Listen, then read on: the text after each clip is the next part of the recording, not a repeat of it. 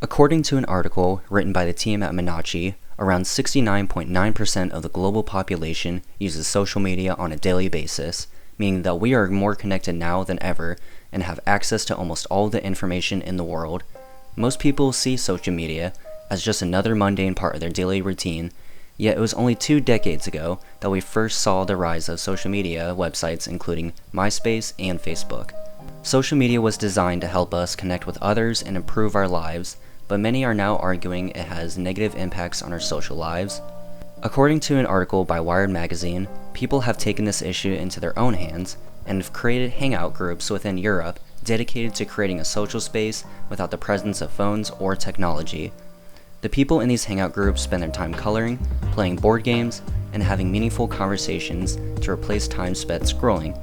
While social media has brought us plenty of opportunities to connect with others and meet new people, it is clear that the dependency we have on social media is having a negative impact on our real social lives.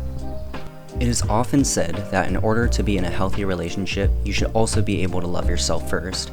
But does social media impact your ability to love yourself? Chronic social media usage is shown to cause issues within one's own self-esteem and image. Studies found that regular social media usage not only exacerbates mental health issues like anxiety and depression, but also increases loneliness depending on the time spent on those social media sites. Dealing with mental health issues like depression and loneliness is already well known to decrease someone's will to intimacy, but how would a tool meant to bring more people together cause these issues? Loneliness is more complex than the idea of it coming from a lack of social interaction, as the quality of your social interaction plays a part in it as well. Scholars argue that social media decreases the quality of these interactions, leading to less meaningful discussions, but also fuels the need to continually use it. Likes on these platforms encourage users to seek validation from others, which also causes unfulfillment and encourages active engagement, feeding the cycle of social media addiction.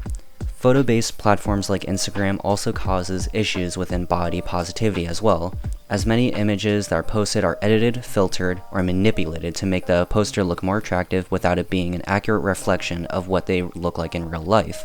So in terms of your own self-esteem or how you view yourself, how has social media affected that?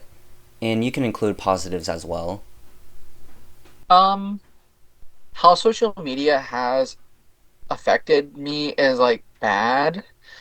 Only because like here's another wave of things with the trad stuff that's going on is like you have to be take this with a grain of salt because I know we both deal with like body issues, but it's like it's a lot of the body issues is like you have to be super skinny, and if you have a little bit of fat, then like you get all these guys or women that are like, you're so unhealthy, you need to do this, you need to do that. Everybody's bodies is different, so like here's like that's a bad thing.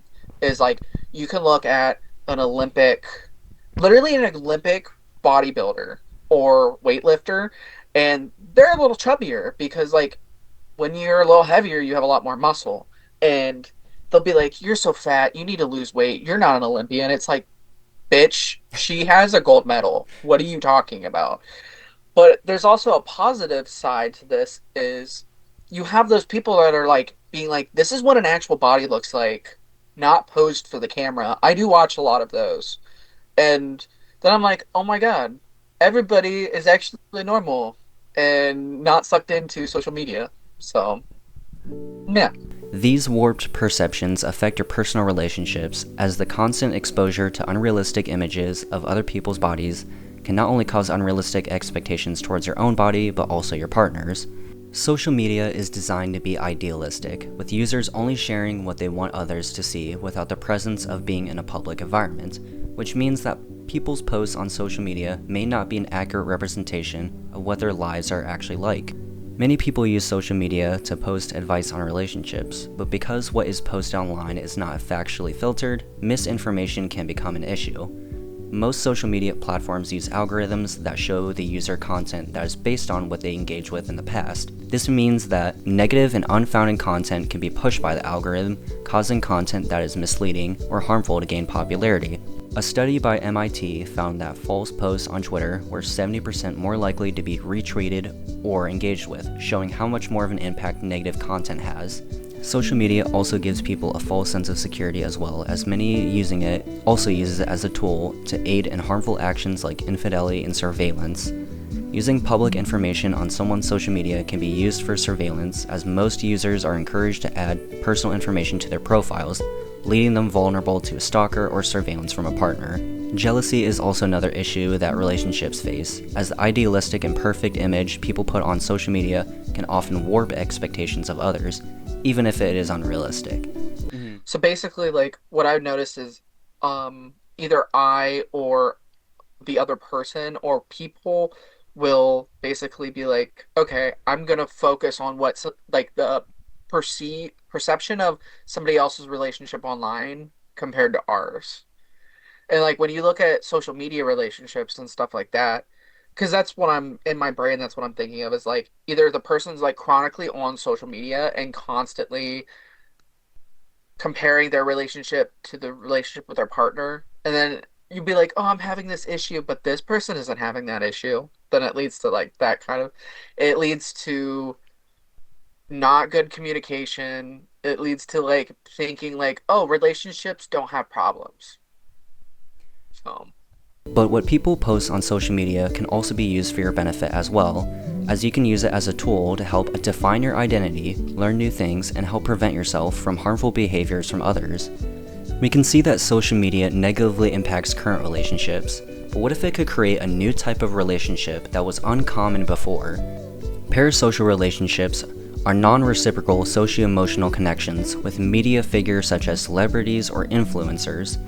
Parasocial relationships have been around ever since the concept of celebrities has been around, but the rise of the internet and social media has taken this concept to uncharted territory. It is now easier more than ever to attract a following and become an influencer yourself, but as the number of influencers on social media increases, so do parasocial relationships, as these online personalities' audience is just at risk of parasocial relationships as a normal celebrity would. Many personalities encourage active engagement as well with their audience, with streaming becoming popular in the last decade, allowing the influencer to talk directly to their chat.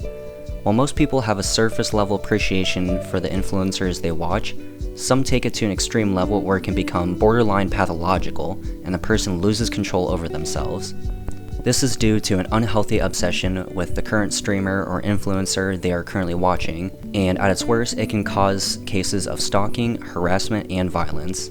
Some streamers have even been the victim of a new trend called swatting, where an audience member makes a false 911 call to send SWAT members over to a streamer's house.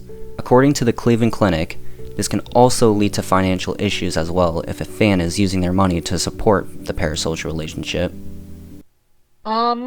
I think parasocial relationships just in general, because like well, usually it's one-sided.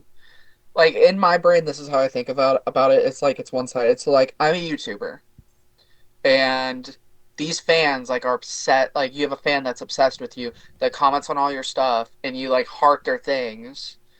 They pay for your like I don't know, is it Patreon and stuff? I know there's like been reports of like people just like showing up at their houses or like getting their phone numbers or doing like private investigation to get their information and then just like showing up. Um, I don't think that it's very healthy. I think once if you think that you know somebody that you've never actually had a conversation with ever or like spent like even 10 minutes with per one on one, I don't consider that like person a friend. With a majority of the population regularly using social media, it can be easier now more than ever to connect with anyone in any part of the world. But as the dependency on social media rises, it is becoming harder for people to separate it from real life.